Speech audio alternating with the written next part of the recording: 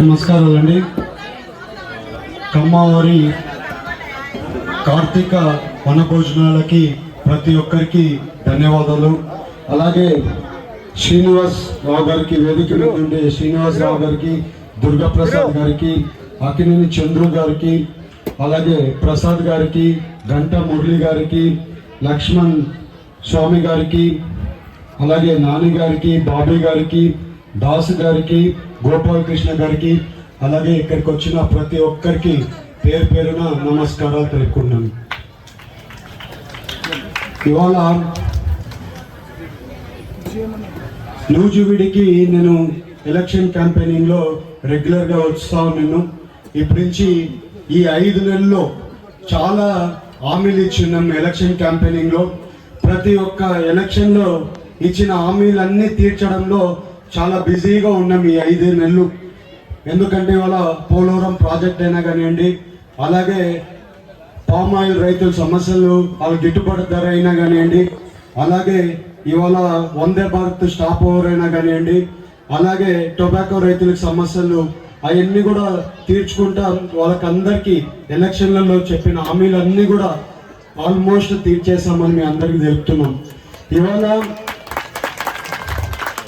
మీరందరూ కూడా ఎంతో ఆశలు పెట్టుకున్న మన చింతలపూడి లిఫ్ట్ ఇరిగేషన్ ప్రాజెక్టు అప్పుడే టెండర్లకు పిలుస్తున్నాం.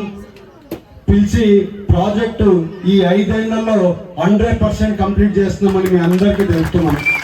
ఇవాళ మీరు చూస్తే బడ్జెట్లో కూడా చింతలపూడి ప్రాజెక్టుకి 2500 కోట్లు ఓన్లీ ఒక చింతలపూడి ప్రాజెక్టుకి పెట్టారు.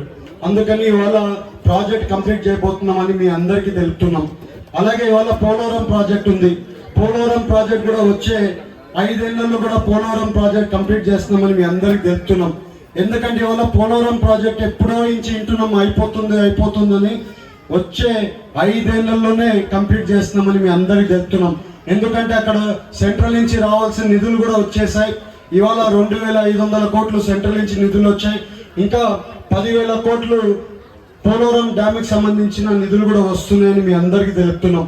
అలాగే ఇవాళ ఇక్కడంతా కూడా మామిడి రైతులు పెద్ద ఎత్తున ఉన్నారు.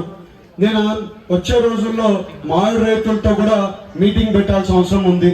వాళ్ళకు కూడా సబ్సిడీకి సంబంధించిన ఇష్యూస్ ఉన్నాయి. ఇవన్నీ కూడా మాట్లాడాల్సిన అవసరం ఉంది. వాళ్ళని కూడా ఇవాళ అక్వా రైతులు ఉన్నారు.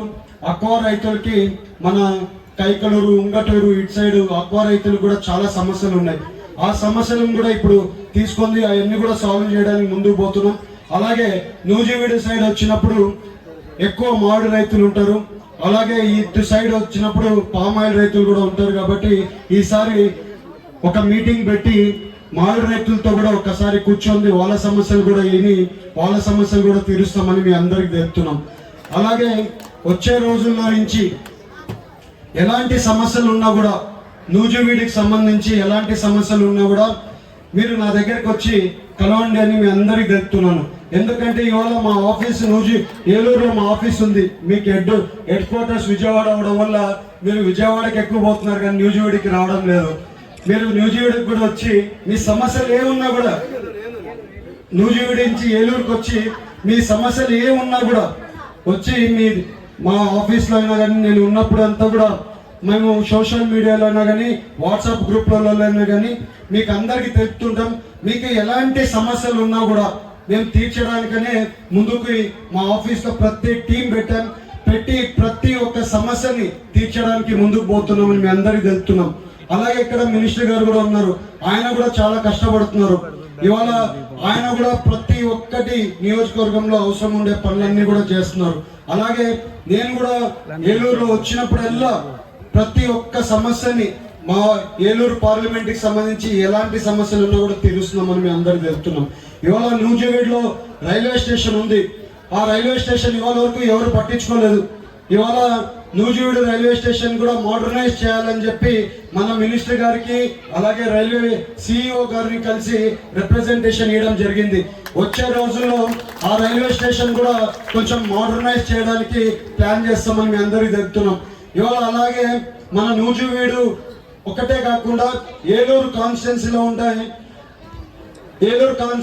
ఉండే రైల్వే స్టేషన్ కూడా ఎయిర్పోర్ట్ ఎలా ఉంటుందో అలాగా తీర్చిదిద్దడానికి అప్పుడే పనులు కూడా స్టార్ట్ అయ్యాయి. అవి కూడా మోడర్నైజేషన్ చేస్తున్నామని మీ అందరికీ తెలుపుతున్నాం.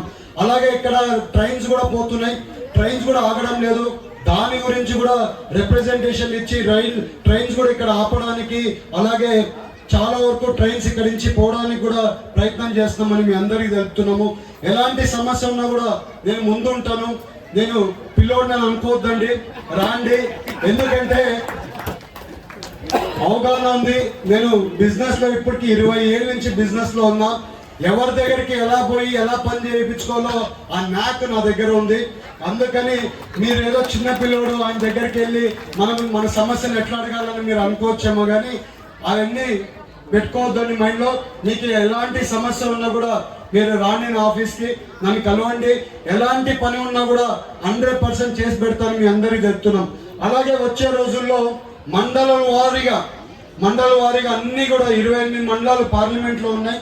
అలాగే నూజివీడులో కూడా మీ సమస్యల కోసమని అధికారుల్ని మేము, మినిస్టర్ గారు అందరం కూర్చోండి.